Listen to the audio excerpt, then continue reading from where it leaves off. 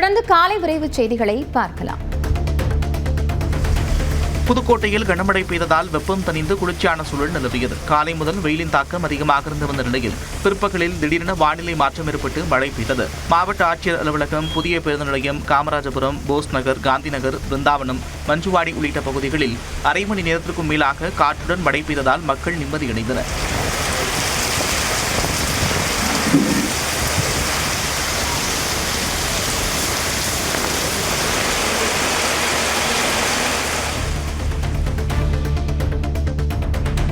திருவாரூர் மாவட்டத்தில் கனமழை பெய்ததால் விவசாயிகள் மகிழ்ச்சியடைந்தனர். குடவாசல், மஞ்சக்குடி, அரசூர் உள்ளிட்ட பல்வேறு பகுதிகளில் அரை மணி நேரத்திற்கு மேலாக இடியுடன் மழை பெய்தது.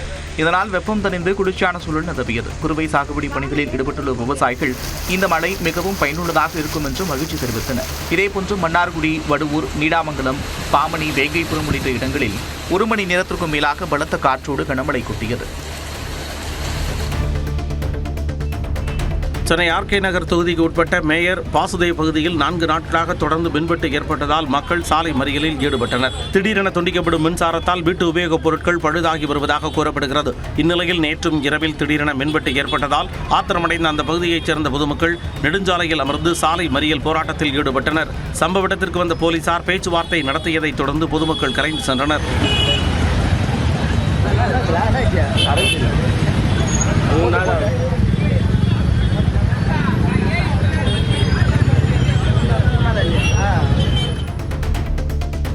பழவேற்காடு முகத்துவாரத்தில் குவிந்துள்ள மணல் திட்டுகளை அகற்றுவது தொடர்பாக ஆய்வு செய்து விரைவில் நடவடிக்கை எடுக்கப்படும் என்று அமைச்சர் ஸ்ரீநாத் தெரிவித்துள்ளார். பழவேற்காடு முகத்துவாரம் பகுதியில் படகில் சென்று ஆய்வு செய்த பின் செய்தியாளர்களிடம் பேசிய அவர் மணல் திட்டுகளை அகற்றுவது குறித்து அதிகாரிகளிடம் முழுமையான அறிக்கை கேட்டுள்ளதாகவும் தெரிவித்தார்.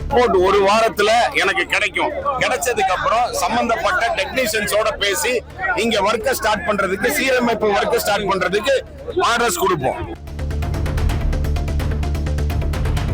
தமிழக சட்டப்பேரவை தேர்தல் வரலாற்றில் இதுவரை இல்லாத அளவில் 2026 தேர்தலில் மிக அதிக அளவில் வாக்குகள் பதிவாகியிருப்பதாக தலைமை தேர்தல் ஆணையர் ஞானேஷ்குமார் பெருமிதம் தெரிவித்துள்ளார். கோவையில் செய்தியாளர்களிடம் பேசிய அவர் உலகத்தரம் வாய்ந்த கல்வி சூழல், ஜவுளி தொழில் மற்றும் பொறியியல் துறை திறமையால் கோவை மாநகரம் நாட்டின் வளர்ச்சிக்கு பெரும் பங்காற்றி வருவதாகவும் தெரிவித்தார்.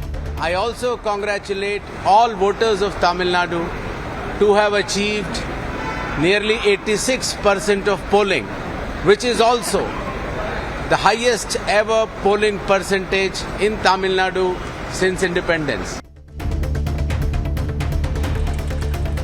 படகு பழுதாகி நடுக்கடலில் 2 நாட்களாக தத்தளித்த தங்கச்சி மடத்தைச் சேர்ந்த மீனவர்களை மீன்வளத்துறையினர் பாதுகாப்பாக மீட்டு வந்தனர். தங்கச்சி மடத்தைச் சேர்ந்த பிரபாகரன் என்பவருக்கு சொந்தமான படகில் 6 மீனவர்கள் கடலுக்கு மீன்பிடிக்க சென்றனர். கோடியக்கரை அருகே கடலில் மீன்பிடித்துக் கொண்டிருக்கும் பொழுது கடந்த 29ஆம் தேதி படகு எஞ்சினில் பழுதானதால் 2 நாட்களாக கடலில் தத்தளித்தனர். இதைத் தொடர்ந்து மீன்வளத்துறையினர் விசைப்படகில் சென்று அவர்களுக்கு குடிநீர், உணவு வழங்கி மீட்டு நாகை மீன்பிடி துறைமுகத்திற்கு அழைத்து வந்தனர்.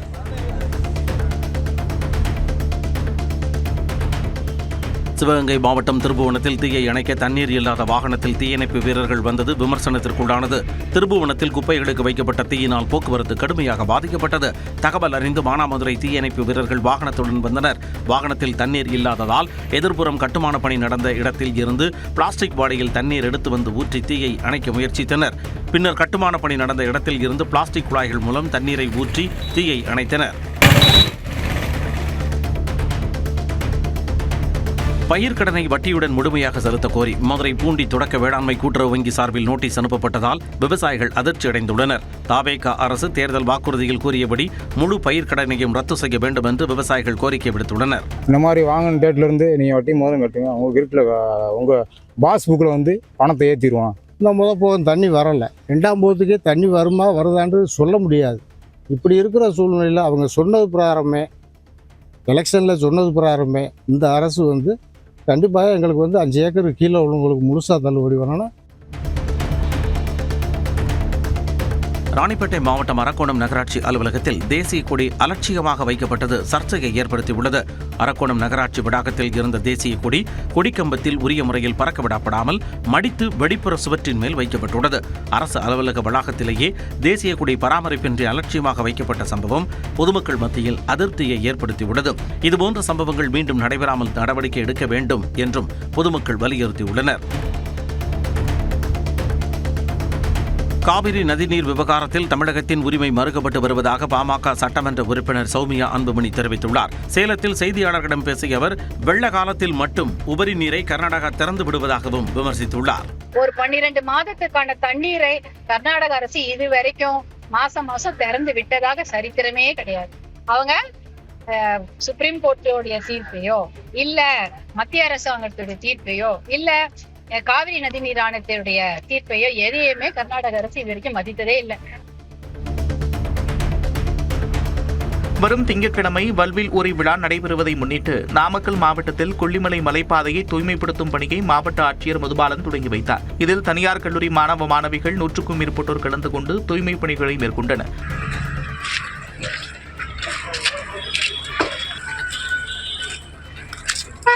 மேலும் கொல்லிமலைக்கு செல்லும் வாகனங்களில் ஒருமுறை மட்டுமே பயன்படுத்தப்படும் பிளாஸ்டிக் பொருட்கள் கொண்டு செல்லப்படுகிறதா என்றும் ஆட்சியர் ஆய்வு மேற்கொண்டார். கள்ளக்குறிச்சி மாவட்டம் உளுந்தூர்பேட்டை அருகே காட்டிடையார் கிராமத்தில் பள்ளி மாணவ மாணவிகள் ஆபத்தான முறையில் அரசு பேருந்தில் படியில் தொங்கியபடி பயணம் செய்த அதிர்ச்சி வீடியோ காட்சி வெளியாகியுள்ளது. உடனடியாக துறை சார்ந்த அதிகாரிகள் ஆய்வு மேற்கொண்டு கூடுதல் பேருந்துகளை இயக்க நடவடிக்கை எடுக்க வேண்டும் என்று பொதுமக்கள் கோரிக்கை விடுத்துள்ளனர்.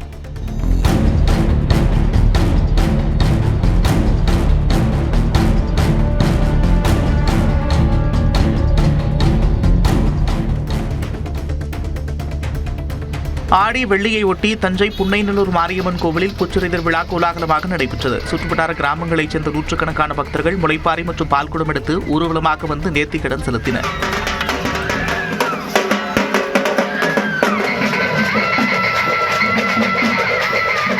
இதேபோன்று சேலத்தில் பிரசித்தி பெற்ற கோட்டை மாரியம்மன் கோவிலில் ஆடி வெள்ளிக்கிழமை சிறப்பு பூஜையில் ஆயிரக்கணக்கான பக்தர்கள் கலந்து கொண்டனர். பழனி அருகே கீரனூர் உள்ளிட்ட பகுதிகளில் பட்டப்பகலில் வீடுகளின் பூட்டை உடைத்து மர்ம கும்பல் திருட்டில் ஈடுபடும் சம்பவங்கள் அதிகரித்துள்ளன. கல்துறை பகுதியைச் சேர்ந்த பாலதண்டாயுதபாணி என்பவரின் வீட்டில் மர்ம கும்பல் உள்ளே புகுந்து 2 சவரன் தங்க நகைகள் மற்றும் பணத்தை திருடிச் சென்றது. அதேபோல புளியம்பட்டி பகுதியில் ஓய்வு பெற்ற காவல் ஆய்வாளர் சோமசுந்தரம் வீட்டிலும் திருட்டுச் சம்பவம் நிகழ்ந்துள்ளது. அத்துடன் பெருச்சிப்பாளையம் பகுதியில் மற்றொரு வீட்டின் சுவற்றில் எறியும் திருட்டு முயற்சியில் மர்ம நபர்கள் ஈடுபட்ட நிலையில் அவர்களை காவல்துறையினர் தேடி வருகின்றனர். தற்போதைய புதிய அரசாங்கம் ஊழலை ஒழிப்பதற்கும் வெளிப்படைத்தன்மையான மற்றும் பொறுப்புடன் கூடிய ஆட்சியை ஊக்குவிப்பதற்கும் தனது உறுதியை தொடர்ந்து வெளிப்படுத்தி வருகிறது என்று உயர்நீதிமன்ற மதுரை கிளை நீதிபதி புகழேந்தி கருத்து தெரிவித்துள்ளார். மதுரையைச் சேர்ந்த ராஜேஷ் கண்ணா என்பவர் தொடர்ந்த மனு மீதான விசாரணையில் லஞ்ச ஒழிப்புத் துறையில் நிர்வாகத்திறன், புலனாய்வு மற்றும் தடுப்பு கண்காணிப்பை வலுப்படுத்த துறையை நவீனப்படுத்த வேண்டும் என நீதிபதி புகழேந்தி தெரிவித்தார். தமிழ்நாடு அரசின் தலைமைச் செயலாளர் தலைமையில் 4 வார காலத்திற்குள் ஒரு உயர்நிலை குழுவை அமைக்க வேண்டும் என்றும் அவர் தனது உத்தரவில் குறிப்பிட்டார். கரூர் செந்தில் பாலாஜி பேசிய பேச்சுக்கு ஊரிலேயே ஆள் கிடையாது, எங்கு இருக்கிறார் என்றே தெரியவில்லை என அமைச்சர் நிர்மல்குமார் தெரிவித்தார். தூத்துக்குடியில் நடைபெற்ற தாவேகா பொதுக்கூட்டத்தில் நலத்திட்ட உதவிகளை வழங்கி பேசிய அவர் தமிழ்நாட்டில் இருந்த 5400 டாஸ்மாக் பார்களையும் செந்தில் பாலாஜி கூட்டணி அமைத்து ஒரே ஆள் அனைத்து பார்களையும் ஏலத்தில் எடுக்க வேண்டும் என்று மோசடி செய்துள்ளதாக குற்றம் சாட்டினார்.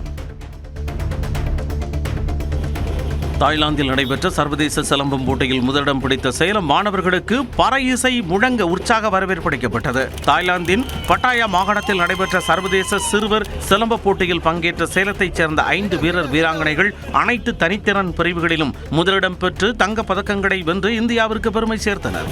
சேலம் திரும்பி அவர்களுக்கு ரயில் நிலையத்தில் உறவினர்கள் மலர் மாலை சால்வை அணிவித்து பாராட்டினர்.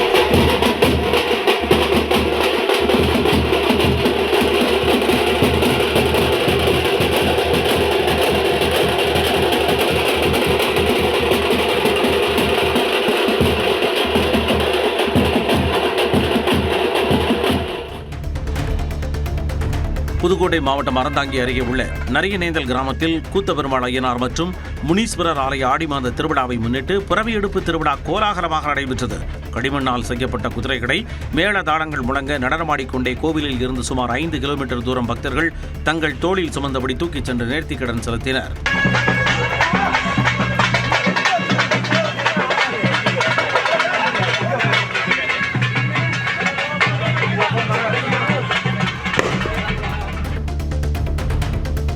மேகதாது விவகாரத்தில் முதல்வர் விஜய் கர்நாடகா செல்வது குறித்து சரியான நேரத்தில் அறிவிப்பார் என பள்ளி கல்வித்துறை அமைச்சர் ராஜ்மோகன் தெரிவித்துள்ளார்.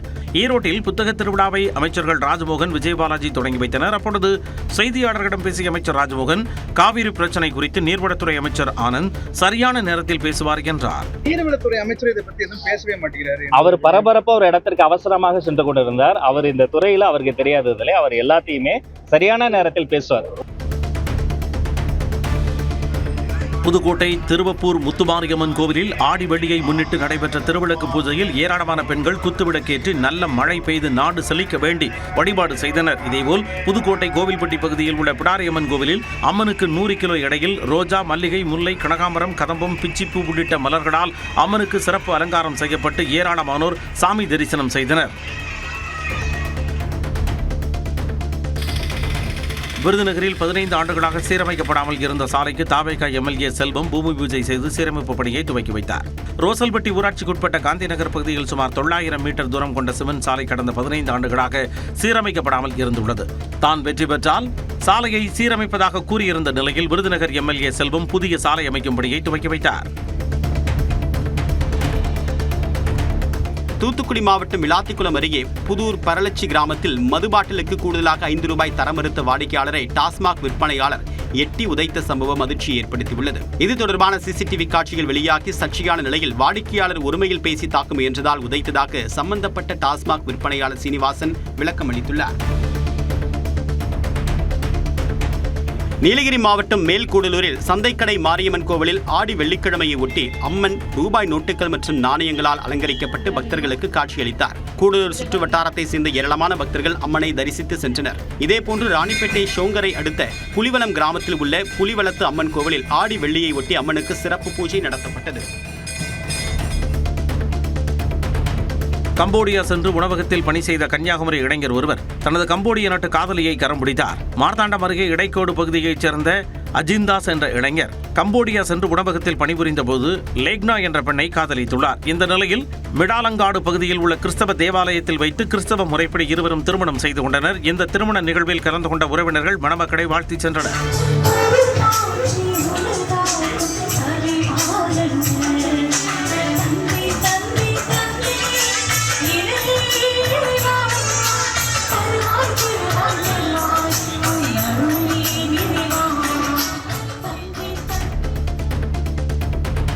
சென்னையில் மெட்ரோ ரயில் 2ஆம் கட்ட திட்டத்தில் திருமயிலை முதல் போட் கிளப் வரை சுரங்கம் தோண்டக்கூடிய பணி தொடங்கப்பட்டுள்ளதாக மெட்ரோ ரயில் நிறுவனம் தெரிவித்துள்ளது. கழுகு என்று பெயரிடப்பெற்றக்கூடிய சுரங்கம் தோண்டக்கூடிய இயந்திரம் மூலமாக 2274 மீட்டர் நீளத்திற்கு சுரங்கம் தோண்டப்பட உள்ளது. இந்த வழித்தடத்தில் ஆழ்வார்பேட்டை மற்றும் பாரதிதாசன் நிலையங்களுக்கு இடையே சுமார் 586 மீட்டர் நீளத்திற்கு 2 சுரங்கப் பாதைகளும் ஒன்றன் மேல் ஒன்றாக அமைக்கப்பட உள்ளன. இத்தகைய கடினமான சவால்களை கடந்து இந்த சுரங்கம் தோண்டக்கூடிய இயந்திரம் போட் கிளப் நிலையத்தை நோக்கி சுரங்கம் அமைக்கக்கூடிய பணியை தொடரும் என்று மெட்ரோ நிறுவனம் தெரிவித்துள்ளது. குடிநீர் தட்டுப்பாட்டை கண்டித்து நாகப்பட்டினத்தில் நகராட்சி கூட்டத்தில் அதிமுக கவுன்சிலர்கள் காலி குடங்களுடன் பங்கேற்றதால் சலசலப்பு ஏற்பட்டது. லாரிகள் மூலமாக அனைத்து வார்டுகளுக்கும் குடிநீர் விநியோகம் செய்ய வேண்டும், பழுதடைந்த குழாய்களை உடனடியாக சீரமைக்க வேண்டும் என்று நகராட்சி நிர்வாகத்திற்கு எதிராக அவர்கள் முழக்கங்களை எழுப்பினர். இதனால் கூட்டத்தில் நகராட்சி நிர்வாகத்தினருக்கும் அதிமுக கவுன்சிலர்களுக்கும் இடையே காரசாரமான விவாதம் ஏற்பட்டது. அதைத் தொடர்ந்து அதிமுகவினர் வெளிநடப்பு செய்தனர். திருச்சி மாவட்ட துவரங்குறிச்சி அருகே மின்கம்பிகளை திருட முயன்ற கும்பலை சேர்ந்த நபரை பொதுமக்கள் மடக்கி பிடித்தனர். வளநாடு மற்றும் பாலக்குறிச்சி வரையிலான மின் இணைப்பு பணிகளை ஒப்பந்த அடிப்படையில் தனியார் நிறுவனம் செய்து வருகிறது. இதையொட்டி வளநாடு ராஜாப்பட்டியில் தனியார் தோட்டத்தில் பாதுகாப்பாக வைக்கப்பட்டிருந்த மின்கம்பிகளை இரவு நேரத்தில் மர்ம நபர்கள் திருட முயன்றனர். அப்போது அந்த வழியாக இளைஞர்கள் வந்ததை கண்ட நபர்கள் தப்பி ஓட முயன்றனர். அதில் தினேஷ் என்பவரை மடக்கி பிடித்து காவல் நிலையத்தில் ஒப்படைத்தனர். திருவண்ணாமலை மாவட்டம் கலசப்பாக்கம் அருகே பேருந்து வசதியே இல்லாத தங்களுடைய கிராமத்திற்கு பேருந்து வசதி அமைத்து தர வேண்டும் என்று கிராம மக்கள் கோரிக்கை விடுத்துள்ளனர். பத்தியவாடி கிராமத்தில் சுமார் 500க்கும் மேற்பட்ட குடும்பங்கள் வசித்து வரக்கூடிய நிலையில் இங்கிருந்து கலசப்பாக்கம் மற்றும் போலூருக்கு செல்ல பேருந்து வசதிகள் இல்லை என்று பள்ளி மாணவர்கள் வேதனை தெரிவிக்கின்றனர். 60லேருந்து 70 பேர் போறோம். போய் வரதுக்கு சிரமமா இருக்கு. போற வழியில பஞ்சர் ஆயிடுது. அதனால விஜயண்ணாக்கு கோரிக்கை வைக்க தமிழக முதலமைச்சருக்கு விஜயண்ணாக்கு கோரிக்கை வைத்து பத்தியவாடி கிராமத்துக்கு பஸ் வர வேண்டும் என்று கோரிக்கை வைத்து. திருப்பத்தூர் மாவட்டம் ஜோலார்பேட்டை அருகே வாடகை வீட்டில் கட்டி வைத்திருந்த திருடப்பட்ட மாடுகள் மீட்கப்பட்டன. சின்ன கவுண்டனூர் பகுதியை சேர்ந்த சூர்யா, பெரிய கம்மியாம்பட்டு பகுதியை சேர்ந்த செல்வரசன் மற்றும் விநாயகம் ஆகிய 3 பேர் வாடகைக்கு வீடு எடுத்து அங்கு அவர்கள் திருடிய மாடுகளை கட்டி வைத்திருந்ததாக கூறப்படுகிறது. இது குறித்து அந்த பொதுமக்கள் காவல் நிலையத்தில் புகார் அளித்த நிலையில் அங்கு சென்ற காவலர்கள் 3 மாடுகளை மீட்டு உரிமையாளர்களிடம் ஒப்படைத்தனர். இதையடுத்து தப்பி ஓடிய சூர்யா, செல்வரசன், விநாயகம் ஆகிய 3வரையும் வாணியம்பாடி காவல் நிலைய காவலர்கள் தேடி வருகின்றனர்.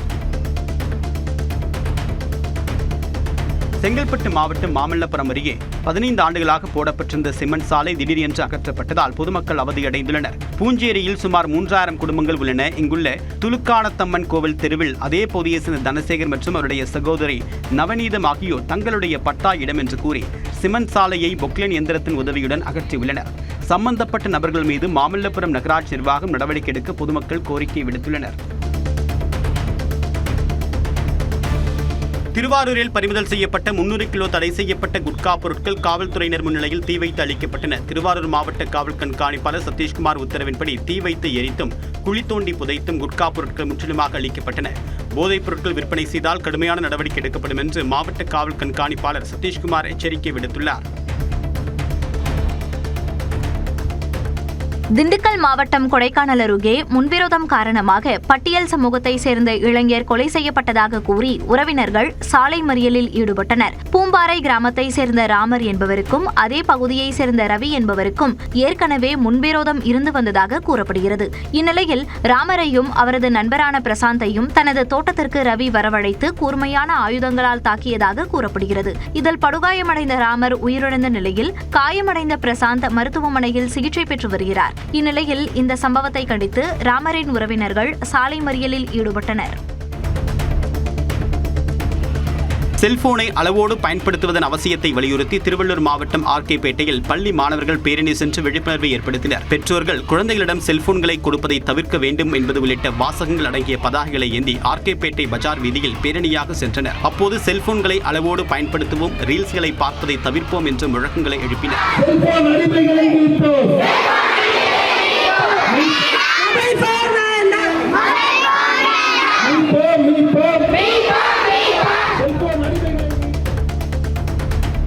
புதுக்கோட்டை மாவட்டம் அறந்தாங்கியில் புதிய மருத்துவ காப்பீடு அரசாணையை ரத்து செய்ய வலியுறுத்தி ஓய்வு பெற்ற அலுவலர் சங்கம் சார்பில் கவனஈர்ப்பு ஆர்ப்பாட்டம் நடைபெற்றது.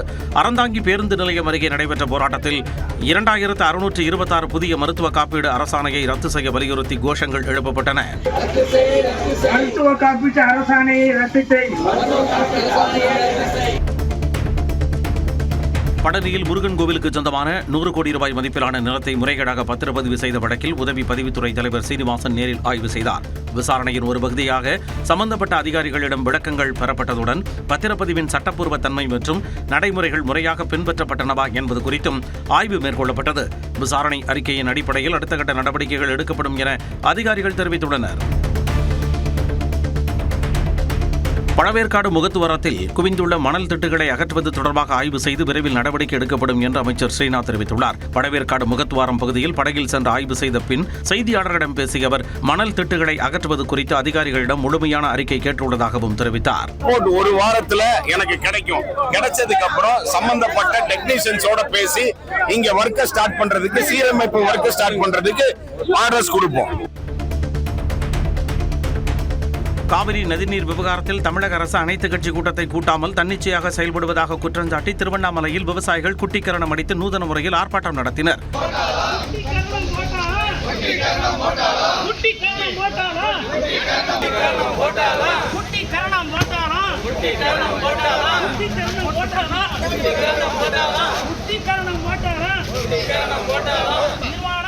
முதலமைச்சர் விஜய் கர்நாடகா செல்வது என்பது தமிழக நிதிநிலை அறிக்கையை திசை திருப்பும் செயல் என்றும் விவசாயிகள் விமர்சித்தனர். ஈரோட்டில் வி த லீடர்ஸ் அமைப்பின் சார்பில் போதையில்லா தமிழகத்தை உருவாக்குவோம் என்ற நோக்கில் நடைபெற்ற விழிப்புணர்வு பேரணியில் 500க்கும் மேற்பட்டோர் பங்கேற்றனர். ஈரோடு அரசு மருத்துவமனை சந்திப்பில் இருந்து தொடங்கிய பேரணி மீனாட்சி சுந்தரனார் சாலை, பெரிய மாரியம்மன் கோவில் வழியாக சென்று பன்னீர்செல்வம் பூங்காவில் முடிவடைந்தது. இதில் போதையினால் ஏற்படும் உடல் நல பாதிப்புகள் குறித்து பதாகைகளை ஏந்தி பேரணியாக சென்றனர்.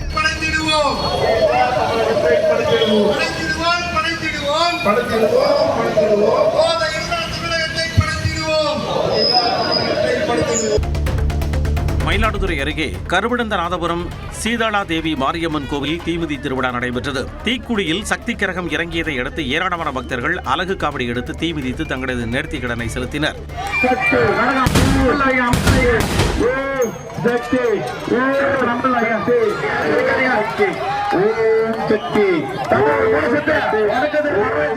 இதேபோல் சீர்காழி அருகே தொடுவாய் மீனவ கிராமத்தில் ரேணுகா பரமேஸ்வரி அம்மன் கோவிலும் தீமிதி திருவிழா வெகு விமர்சையாக நடைபெற்றது.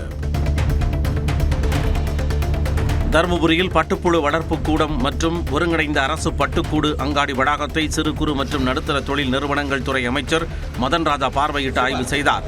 தருமபுரியை அடுத்த ஆட்டுக்காரம்பட்டி கிராமத்தில் பட்டு வளர்ச்சித்துறை உதவியுடன் பட்டுப்புழு வளர்ப்பு கூடம் அமைத்து பட்டுப்புழுக்களை வளர்த்து வருகின்ற விவசாயிகள் தோட்டத்திற்கு அவர் சென்றார். மேலும் பட்டுப்புழு வளர்ப்பு முறைகளை குறித்து அமைச்சர் கேட்டறிந்தார். திருச்சி ஸ்ரீரங்கம் பேருந்து நிலையத்தில் மின்கம்பத்தை சேதப்படுத்தி இழப்பீடு வழங்காத தனியார் நகர பேருந்தை மாநகராட்சி அதிகாரிகள் சிறைபிடித்தனர். 2 நாட்களுக்கு முன்பு ஒரு தனியார் நகர பேருந்து பயணிகளுடன் ஸ்ரீரங்கம் பேருந்து நிலையத்திற்குள் நுழைந்து எதிர்பாராத விதமாக ஒரு மின்கம்பத்தில் மோதியது. மின்கம்ப மேடை மற்றும் LED விளக்குகள் நொறுங்கியது. இது தொடர்பாக அந்த பேருந்து நிர்வாகத்தை தொடர்பு கொண்ட அதிகாரிகள் கேட்டபொழுது அலட்சியமாக பதிலளித்துள்ளனர். இதையடுத்து இழப்பீடு வழங்காத அந்த தனியார் பேருந்தை அதிகாரிகள் சிறைபிடித்தனர். வரும் 3ஆம் தேதி எதிர்க்கட்சித் தலைவர் உதயநிதி ஸ்டாலின் தலைமையில் தாவேகா அரசை கண்டித்து தஞ்சையில் நடைபெறவுள்ள கண்டன ஆர்ப்பாட்டத்தில் 10,000க்கும் மேற்பட்ட நிர்வாகிகள் விவசாயிகள் பங்கேற்க உள்ளதாக நிர்வாகிகள் தெரிவித்தனர். தஞ்சை மத்திய மாவட்ட திமுக அவசர செயற்குழு கூட்டம் தஞ்சாவூர் கலைஞர் அறிவாலயத்தில் நடைபெற்றது. பின்னர் செய்தியாளர்களிடம் பேசிய முன்னாள் மத்திய அமைச்சர் SS பழனிமாணிக்கம், முதலமைச்சர் விஜய் கர்நாடகா போக முயற்சித்ததே தவறான முடிவாகும் என்றார். ஆடி 3வது வெள்ளிக்கிழமையொட்டி கோவை மாவட்டம் ஆனைமலையில் உள்ள மாசாணியம்மன் கோவிலில் பக்தர்கள் கூட்டம் அலைமோதியது. ஈரோடு, திருப்பூர் போன்ற அண்டை மாவட்டங்களில் இருந்தும் கேரளாவிலிருந்து வந்த பக்தர்கள் மாவிலுக்கு எடுத்தும் கூழ் வழங்கியும் நீதிக்கல்லில் மிளகாய் அரைத்தும் வேண்டுதலை நிறைவேற்றினர். அதன் பின்னர் நீண்ட வரிசையில் காத்திருந்து அம்மனை வழிபட்டனர்.